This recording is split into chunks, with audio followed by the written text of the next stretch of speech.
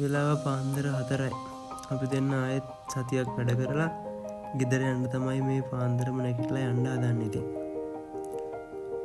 Bus එකට නගින තැනට මීටර 200ක් විතර යන්න තියෙනවා.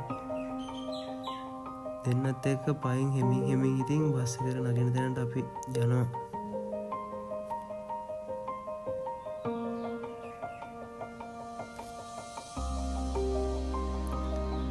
බස් එකට නගින තැනට ආව. දැන් අපි යන්න හදන්නේ කඩවත ඉඳන් මැල්සිටිපුරට. බස් එකක් එනකන් ඉතින් බලන් ඉන්නේ. කුරුණෑගල බස් එකට නැග්ගොත් නම් පැය දෙකක්වත් යන්න වෙනවා. කුරුණෑගලට යන්න පැය දෙකක් තුනක්. හැබැයි දුර බස් එකකට නැගගත්තා කියන්නේ ගොඩ තමයි එක බස් එකෙන් යන්න පුළුවන්. කොහොම හරි අපිට හම්බුණා වවුනියාව කොළඹ බස් එකක්. නැග්ගා. බස් එකක් ගිහුවාට මේක බස් එකක් නෙමෙයි තනිකර මේක ජෙට් එකක්.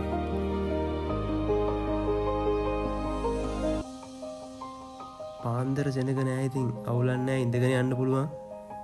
සිකුරාදා වගේ ගියා නම් යන්න වෙන්නේ නෑ. හිටගෙන තමයි යන්න වෙන්නේ. ඒ හින්දා තමයි අපි පාන්දර හැමදාම ගෙදර යන්නේ. පාන්දර යන එක හොඳයි. සෙනග අඩුවෙන්නේ. ඉඳගෙන නිදහසේ යන්න පුළුවන්.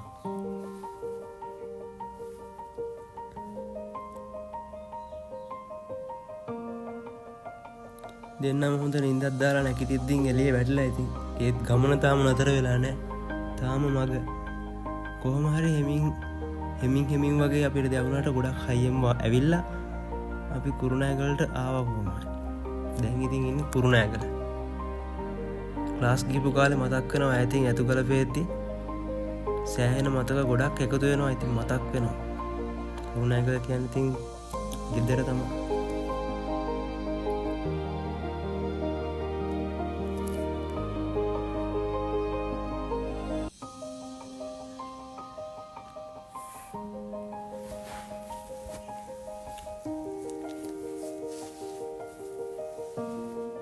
වැඩ කරලා ගෙදර යනවා කියන්නේ නිකන් ට්‍රිප් එකක් යනවා වගේ තමයි. සෑහෙන දුරක් යන්න ඕනනේ.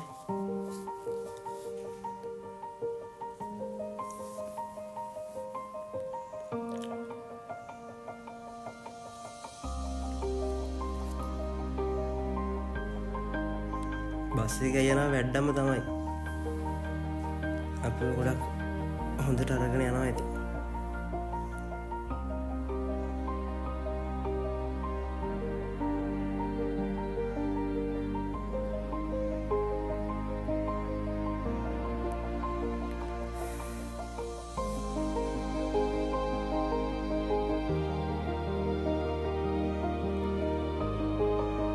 වෙලාවයි ගතියකුත් දැනෙනවා. මොකද කියලා හිතා ගන්න බෑ. වෙනදා මේ ටයිම් වෙද්දි කුරුණෑගල සෙනග ගොඩ.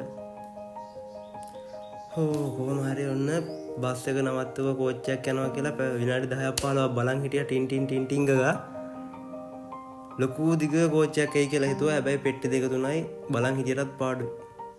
අවුලක් නෑ. හැබැයි ෂෝක්. ඔය යන්නේ ලස්සනට කංකුණ්ඩා වගේ. කෝච්චිය යනකම් බලන් ඉඳලා කොහොම හරි අපි මේ දැන් ළඟ ඉන්නේ බඩගමුව කැලේ ගාවට. ගොඩක් අය නම් දන්නවා ඇති බඩගමුව කැලේ කියන්නේ මොකක්ද කියලා. අපිට බඩගමුව කැලේ හම්බෙනවා කුරුණෑගල පහු කරන් දඹුලු පාරේ ටික දුරක් යද්දී තමයි බඩගමුව කැලේ තියෙන්නේ. හරිම ලස්සන තැනක්.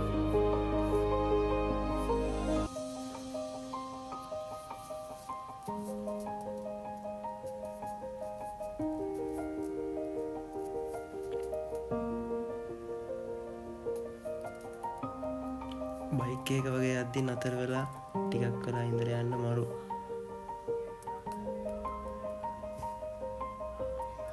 හිතට මාර නිදහසක් දැනෙන්නේ.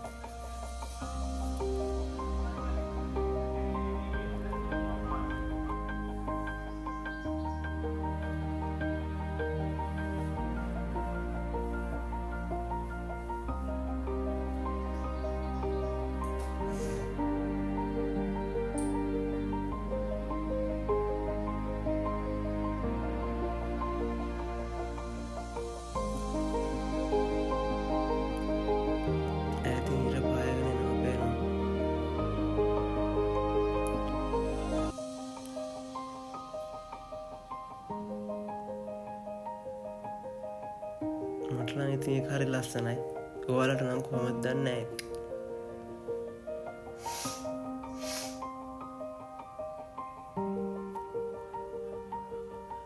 කොහොම හරි අපේ දිග ගමන නවත්තන්න ගොඩක් ලං වුණා. දැන් ඉන්නේ මැල්සිරිපුර.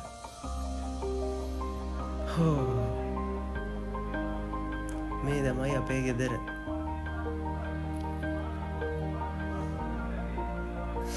එහෙනම් අද දවස් අපි මෙහෙම තමයි ගෙදර ආවේ. හැමෝම පරිස්සමෙන් ඉන්න. සුබ දවසක්. අපිව සබ්ස්ක්‍රයිබ් කරලා අපිට පොඩි සපෝට් එකක් දෙන්න.